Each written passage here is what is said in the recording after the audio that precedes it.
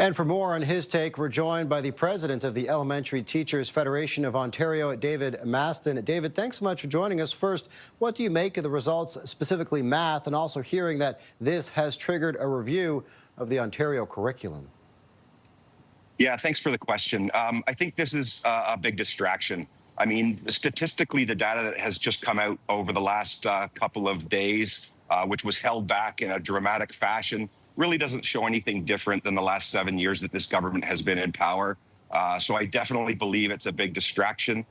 There's a whole lot of nothing here. And if the government was serious about looking at this data and looking for improvements, they would have started that by now already.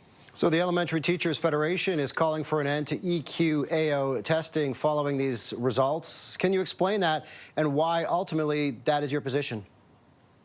Yeah, so EQAO is a snapshot. It's a one point in time measurement of student achievement. Our members, teachers, and education workers on the ground are doing assessments that are unique to the child, unique to the environment, unique to the climate in the classroom. They're doing these assessments every single day. And I can tell you, and our members could tell you, everything that needs to be done to fix the system.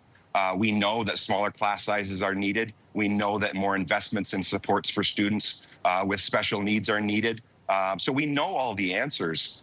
These tests were designed to close the gaps, to identify areas where more supports were needed. And they've never done that. They haven't done that in 30 years, and they're not going to do that over the next few years with this government.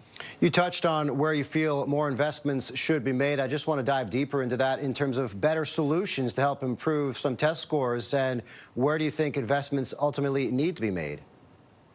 Well, definitely we believe the first place to make investments is in class sizes. Class sizes have a huge impact on almost everything. They're sort of foundational to everything that's done within a classroom.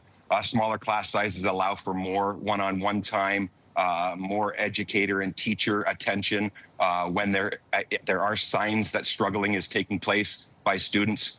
So no question from our perspective, smaller class sizes would be number one. Shortly thereafter would be an investment in supports for students with special needs, more child and youth workers, more educational assistants. These are things that would make a huge difference in success for students. David Mastin is the president of the Elementary Teachers Federation of Ontario. David, thanks so much for joining us this morning. Appreciate it. Thank you.